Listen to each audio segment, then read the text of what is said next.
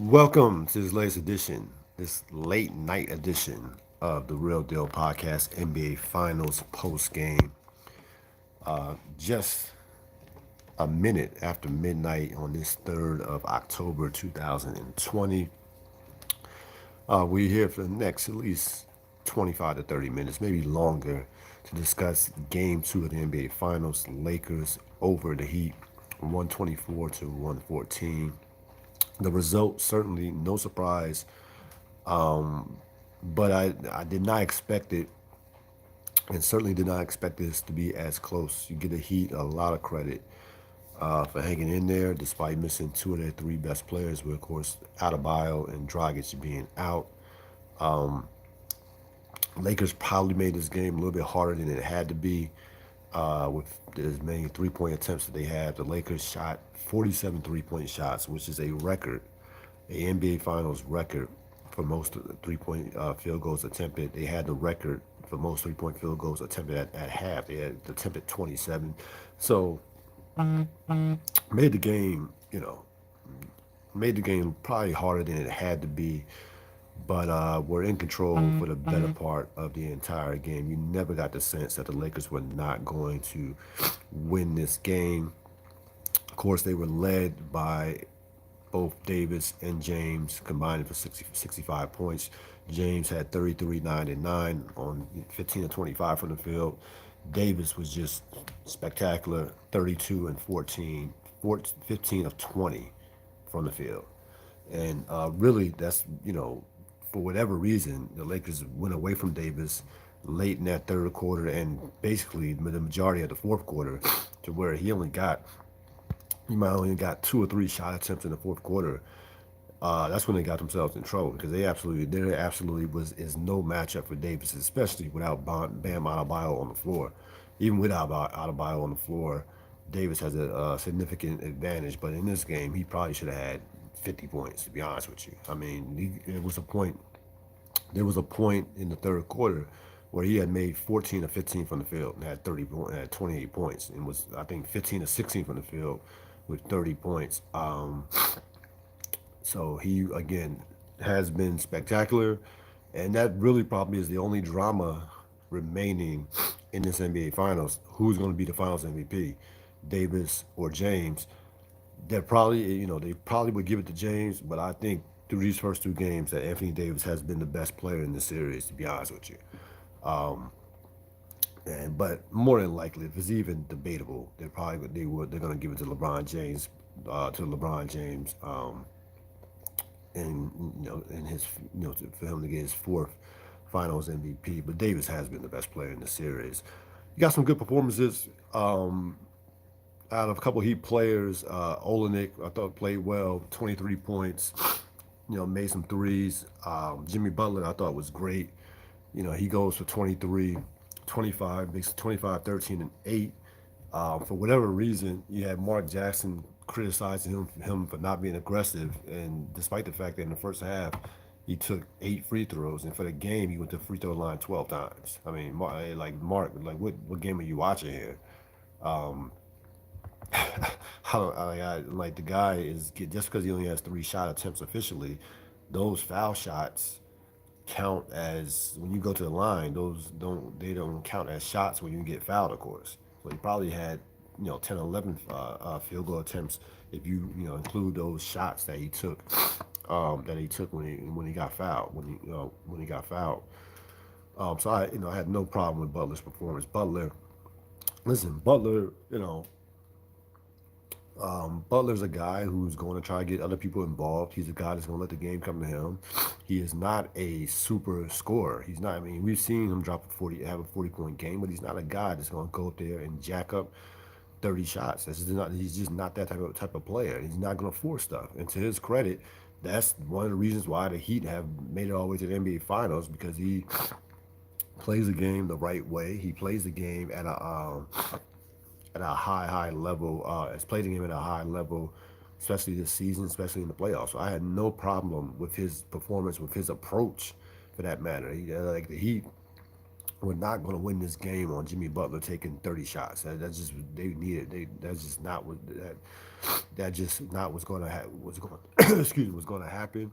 That's not how they were going to be successful in terms of getting the win or even being competitive. So Jimmy Butler was fine. His performance was fine. The Heat's problem was not offensively. I mean, you scored 114 points.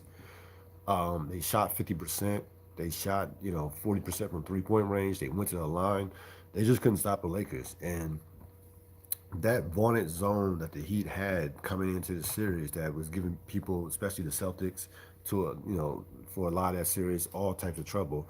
The Lakers have destroyed that zone, and you cannot. And it's gotten to a point to where I feel that moving forward for game 3, Spoelstra cannot zone the Lakers when Anthony Davis, LeBron James, and Rajon Rondo are all on the floor. Like you just like it's too much basketball intelligence. They're too good passers. And Davis is too big. Um, they just they just toy with that zone tonight. I would be curious to see what they shot from the field against that zone. Lakers also shot. Both teams shot 50%. Difference was the Lakers outshot Miami from the 3 point line as far as they had 5 more makes, and they just destroyed and they got a bunch of second chance, bunch of offensive rebounds. Lakers had 28 more field goal attempts than Miami. Lakers had 97 field goal attempts. Miami had 71.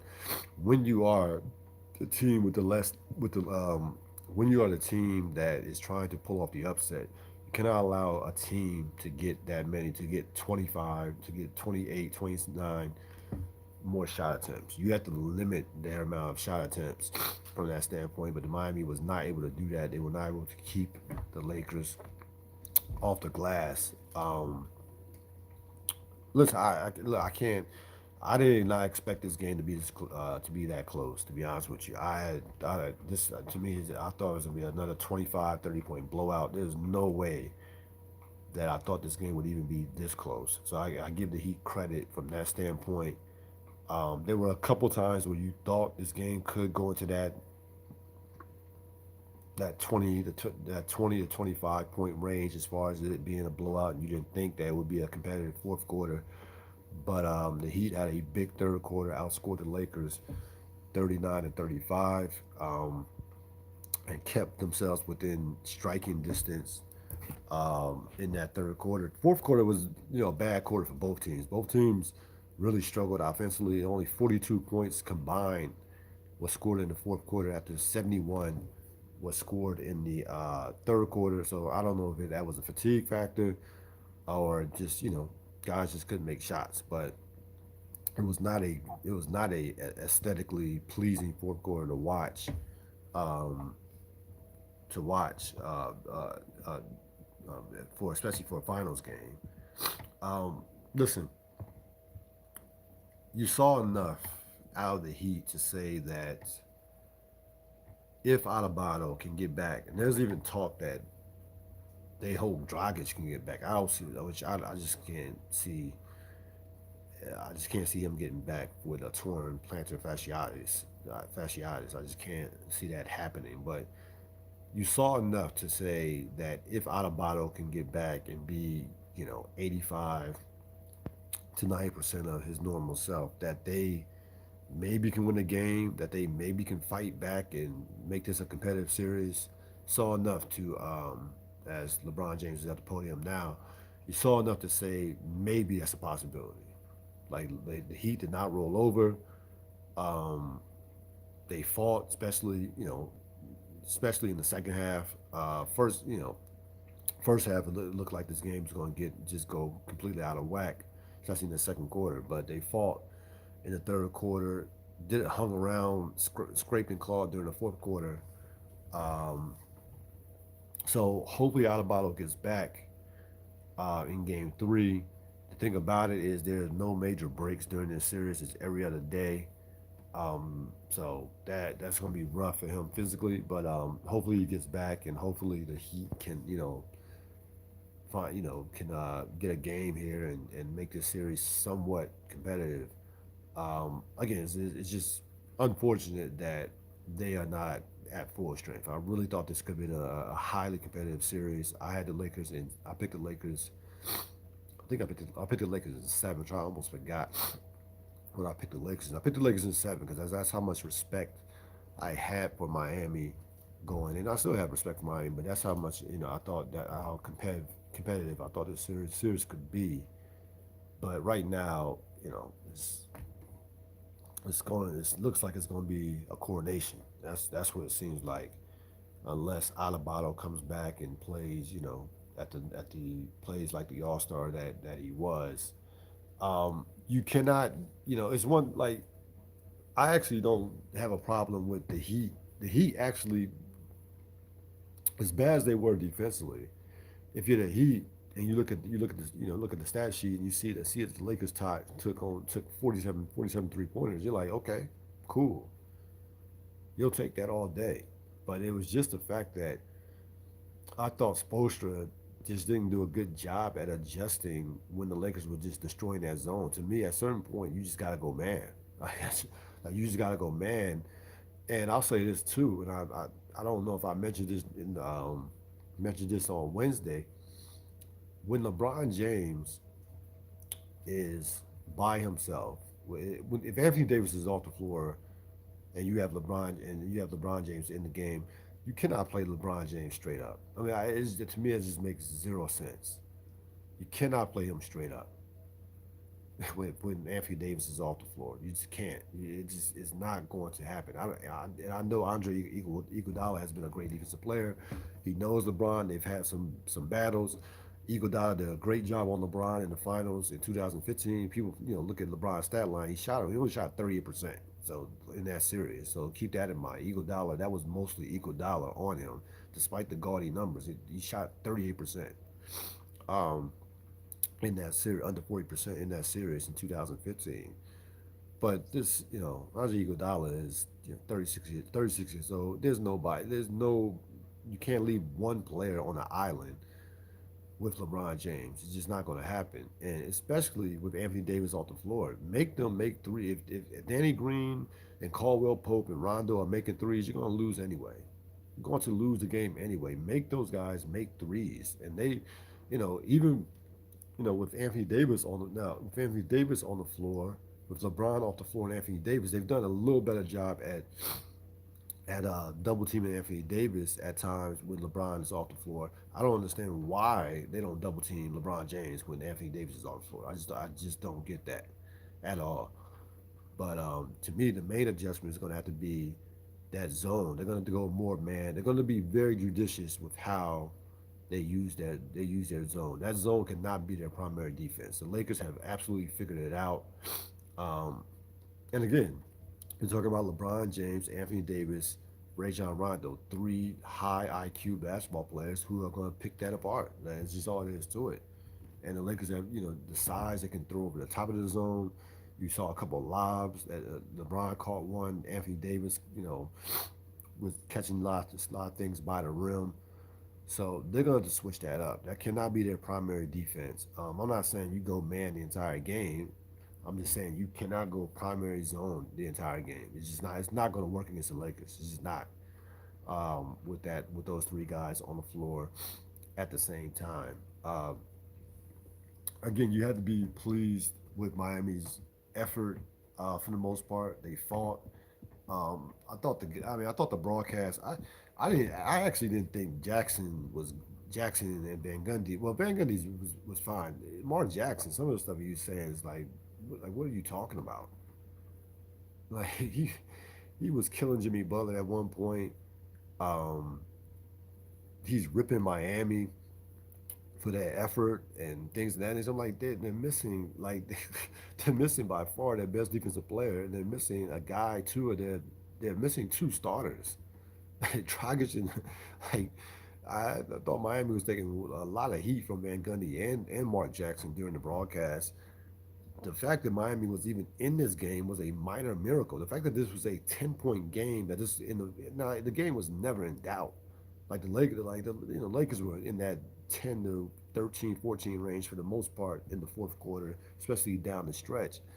But I had no problem with Miami's effort per se. I actually had an issue with with Spoelstra in terms of not coming out that zone, but I think they gotten that zone has almost become a crutch, to be honest with you, with that team over the course of this postseason, because they've had so much success with it that they don't know what to do.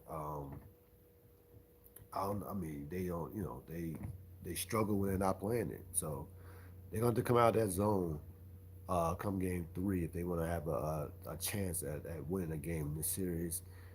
Again, if Alabado plays in this series, I can see them getting one game. If he doesn't, this will unquestionably be a sweep. You know, LeBron James in the worst way wants to sweep Pat Riley in this franchise. In the worst way, he in the worst way wants to sweep Pat Riley.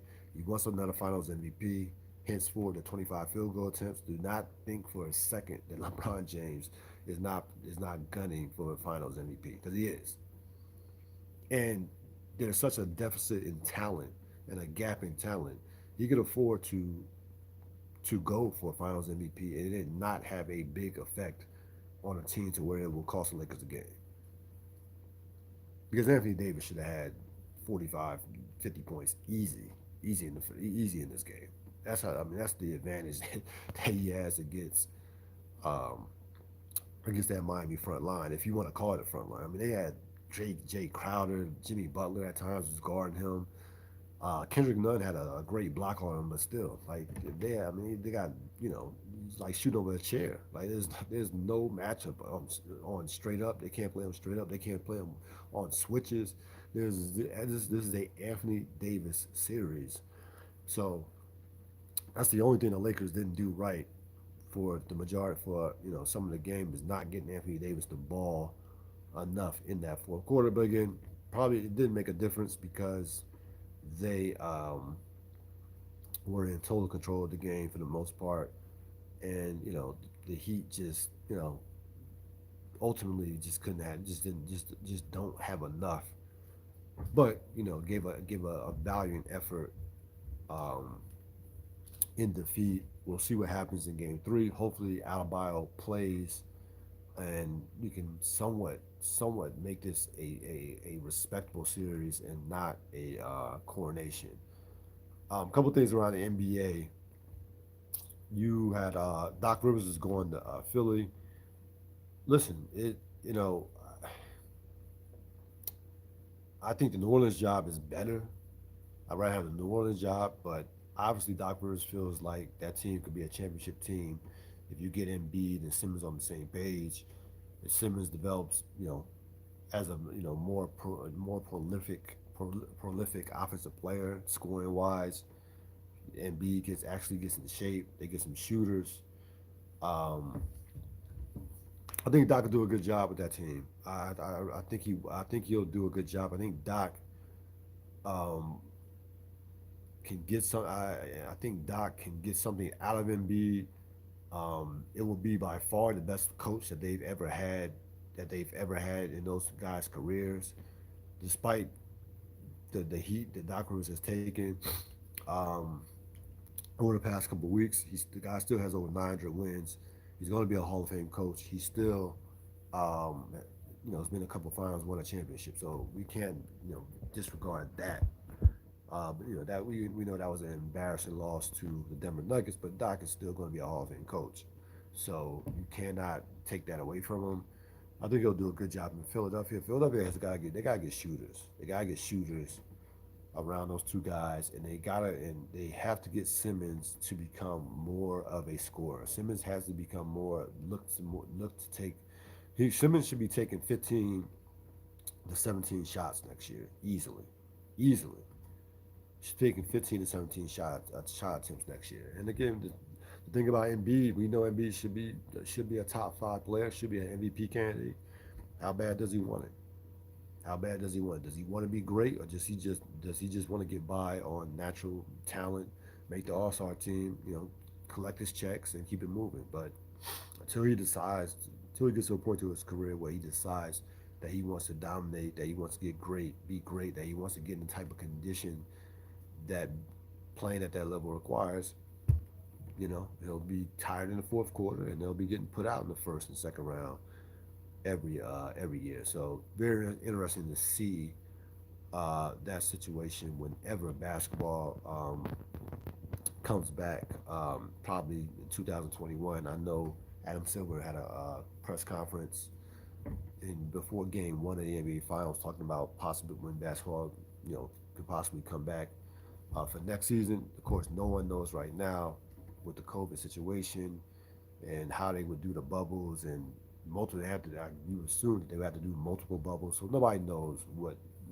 Silver, nobody knows that. I mean, they're planning for next season from a financial standpoint, but nobody knows when there's going to be basketball, when basketball will start. Ideally, Silver wants it to be around Christmas, but who knows?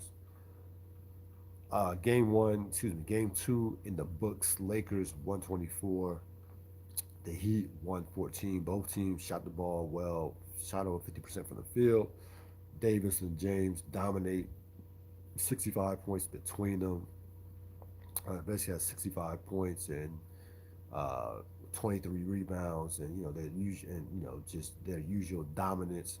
And they are 2 games away from the Lakers franchise's 17th championship. 17th championship. LeBron James is fourth, and Anthony Davis is first, and in his first year as a Los Angeles Lakers. So we'll be looking forward to Game Three. I hope Adebayo plays. I don't. I can't see Dragic. I just don't see that happening. But they still haven't ruled him out. We'll see that. We'll see.